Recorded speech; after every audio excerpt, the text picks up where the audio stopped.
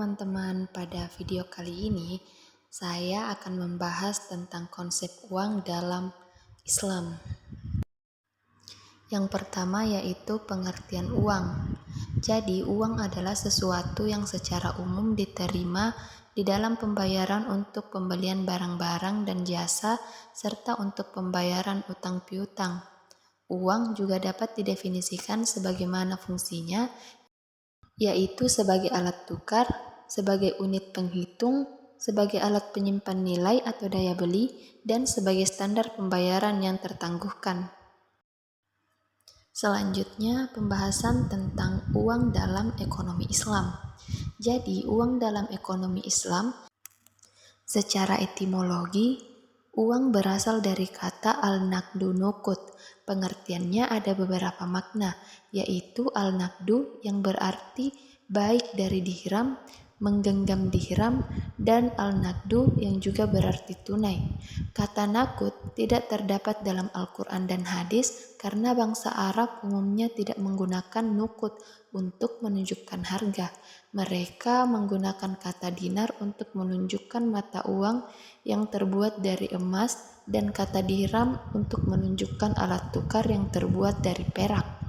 Mereka juga menggunakan warik untuk menunjukkan dirham dan perak, kata ain untuk menunjukkan dinar emas, sementara itu kata fulus atau uang tembaga adalah alat tukar tambahan yang digunakan untuk membeli barang-barang yang murah. Sedangkan uang dalam ekonomi konvensional, uang bermakna sebagai alat tukar dan alat sebagai sebuah kapital, yaitu jika memiliki sejumlah uang maka kita dapat memperoleh lebih banyak keuntungan, karena uang berfungsi sebagai sebuah tempat penyimpan nilai yang mana akan terus berkembang menjadi sebuah money of demand for speculation, yang berarti uang sebagai salah satu alat komoditi yang dimiliki negara, yaitu alat komoditi perdagangan.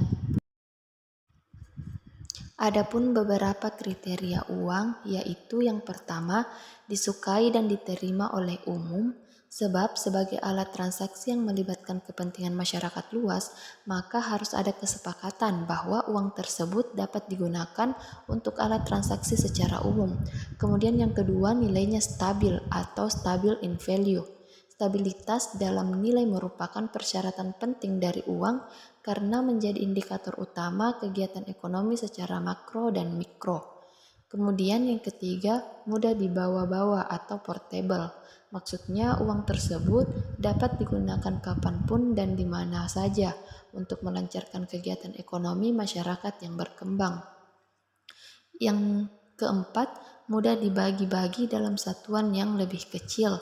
Kemudian yang terakhir, mencukupi kebutuhan dunia usaha atau elasticity of supply.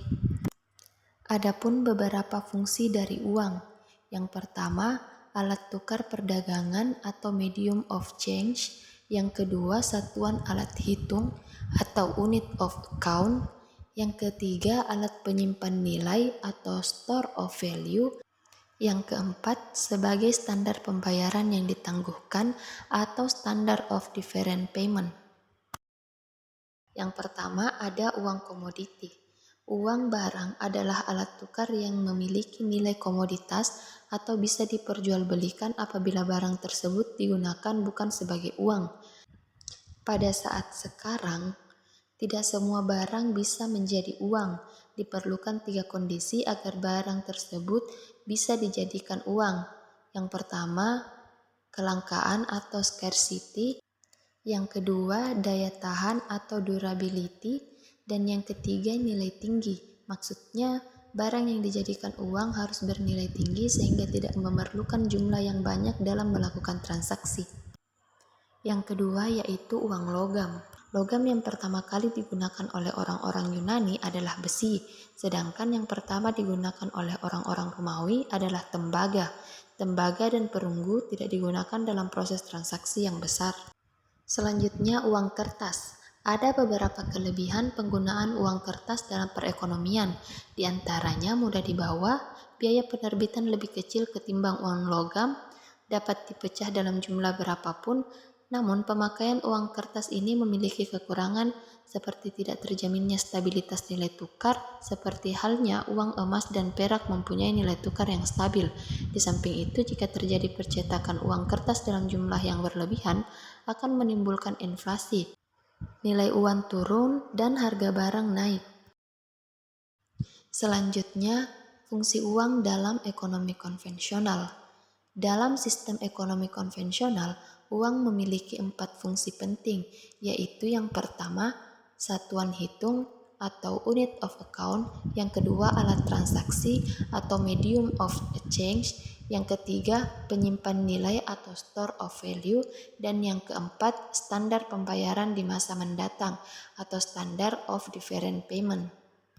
Adapun fungsi uang dalam ekonomi Islam, yang pertama, uang sebagai satuan nilai atau standar harga, yang kedua, uang sebagai alat tukar, yang ketiga, uang sebagai alat penyimpanan kekayaan, dan yang terakhir, uang sebagai standar pembayaran tunda. Selanjutnya, konsep uang dalam ekonomi Islam dan uang dalam ekonomi konvensional. Uang dalam ekonomi Islam sangatlah berbeda dengan konsep uang dalam ekonomi konvensional. Dalam ekonomi Islam, uang sangatlah jelas dan tegas bahwa uang itu adalah uang. Uang bukan kapital, dan dalam konsep ekonomi Islam, uang adalah milik masyarakat atau money is public goods.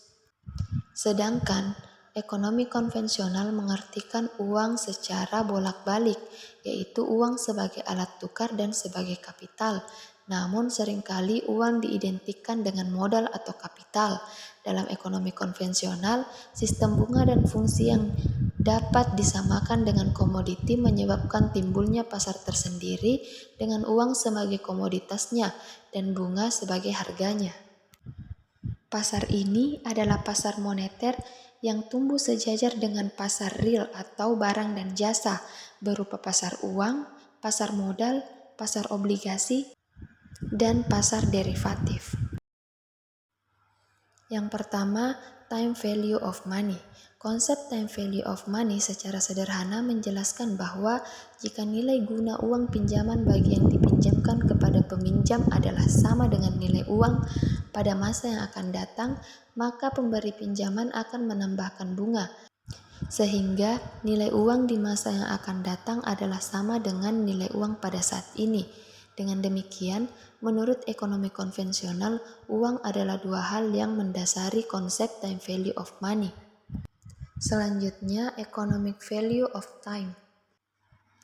Dalam keuangan Islam tidak terdapat asumsi bahwa sejumlah uang akan memberikan fixed income, karena dalam keuangan Islam tidak memiliki konsep predetermined return melalui konsep bunga.